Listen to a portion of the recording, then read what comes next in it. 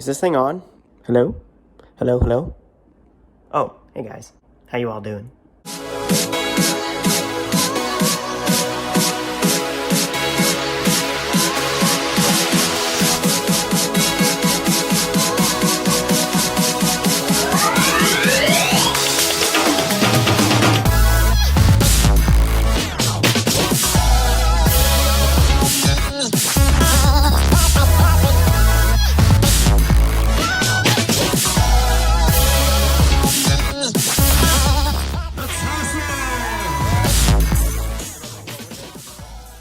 Make sure you read the subscription. Damn it. Make sure you read the description before you watch this video. What up, fam? Today I'm going to show you guys how distance runners foam roll, or should foam roll. Alright, so we'll start from the bottom up. Alright, so first we'll start with the calf. So basically, start down here, you take your other leg, place it over this leg, you place your body weight on the back of your hands like this, lift your pelvis up, and you just roll back and forth on your calf. Work any tight spots. You know, my issues in my inner calf, go on the outside like so. If you find a tender spot, just sit on it for a little bit, hold there for about 30 seconds, and then slowly, ease into it. Some people, might take this pretty intensely, so you don't have to spend a lot of time foam rolling, maybe a couple minutes. Oh, that's so good. Alright, let's switch to the other side. And you go back over here like so. Do this for a little bit.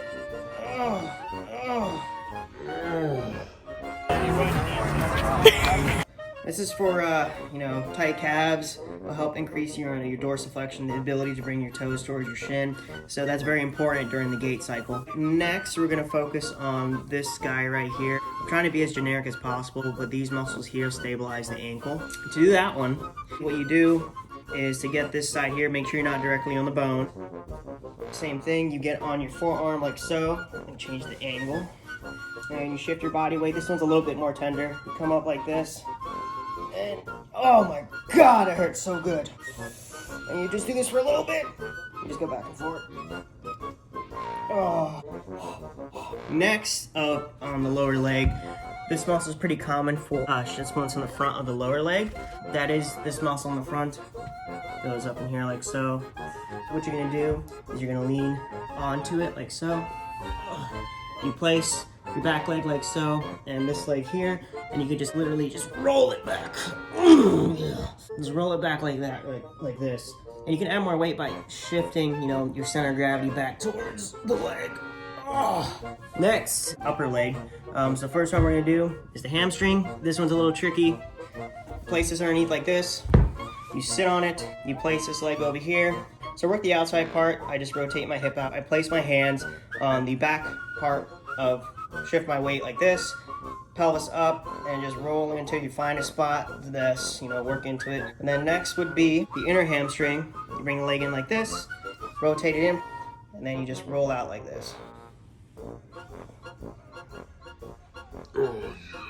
Next is my favorite one, is your IT band. You can't really literally roll your IT band. So we're gonna work the muscles around it.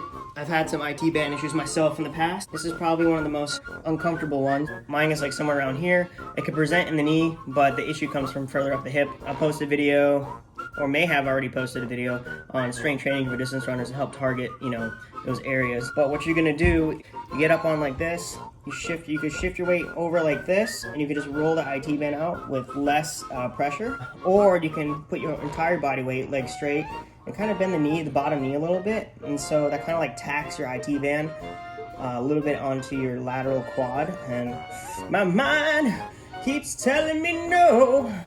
And then you just roll this out like so, work that spot. You want to work the muscles around it, which we'll get to the quad in a sec. You just roll it, there's a spot for me right there if it hurts so good. Right there, roll it out for a little bit. You don't want to do it too much because you don't want it to get sore. But my body keeps telling me yes. Next, we're gonna get, the adductor / groin muscles, and this one's a little tricky. Straddle the adductors of the groin muscles like so.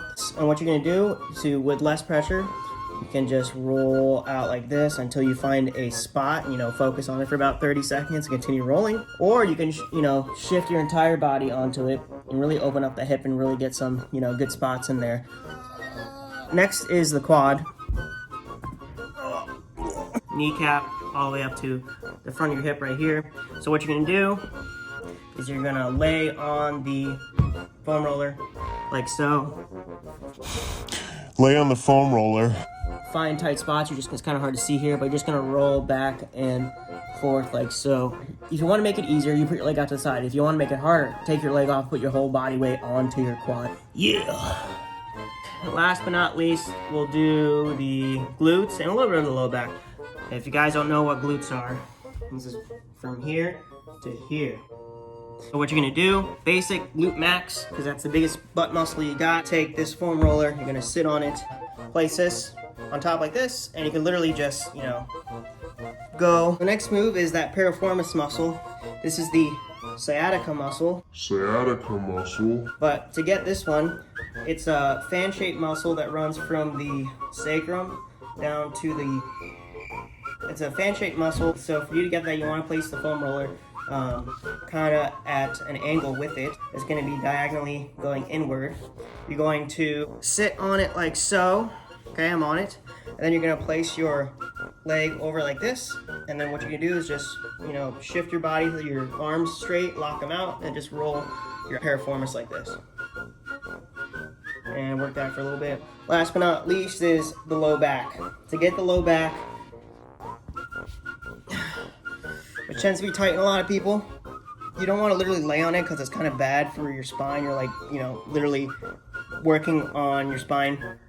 So you don't want to do that? So what you're going to do is you're going to do the same thing with the piriformis. You're going to take your leg, put it over the opposite knee, open up the hip.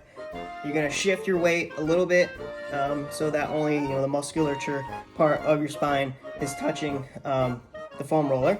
And and you just roll out like this. Oh my gosh! This might be tight in a lot of people because that QL muscle can be overactive for these guys not working, which is common in a lot of people, especially on their left side if you're right side dominant. Okay, so, alright. And that is generic foam rolling for distance runners of the lower extremity. Bonus, your lats.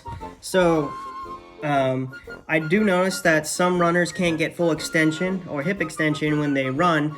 You got these things called fascial planes, right? And there's one that goes from one shoulder of your body down to the opposite hip. And so there is correlation of having left hip issue and right shoulder issues. But basically, the lats can be tight if someone's trying to, stretch with hip flexor to open their hips up. So what you're going to do, and this also affects, your breathing mechanics and your thoracic extension or your mid-back extension. You're just going to place this underneath here like so. Roll out your lat on, and you just roll out your lat, and just like this. All right, so that's it for the video today. The benefits of foam rolling helps keep your muscles a lot more supple. Alright, that's it for the video today. The benefits of foam rolling helps keep your muscles a lot more supple. It actually helps keep your muscles a lot more supple. There's actually some literature out there that's saying that it helps reduce the effects of delayed onset muscle soreness if you foam roll after activity. If you foam roll before, it helps loosen things up, warm up, like pre-warm up the muscles, which I like to do. Frequency of foam rolling, you could probably foam roll, I don't know, you could foam roll every day if your body's used to it. Obviously, if you're sore, I wouldn't foam roll every day, especially if you have IT band issues. I've dealt with the same thing. I foam roll, the crap out of my IT band. I was sore for 2 days. Don't do that. Do it to the point where you can Go up to that line, but don't cross it. this is what a lot of things in life. So, all right, like, share, comment, subscribe, hit that notification bell for when I post my next video, And yeah, comment down below what is your favorite foam roll technique, what type of foam roller do you like to use, and are there any different moves you want to add to the repertoire of foam rolling for distance runners. Alright, so I'll catch you guys next time. Peace. But my body keeps telling me yes.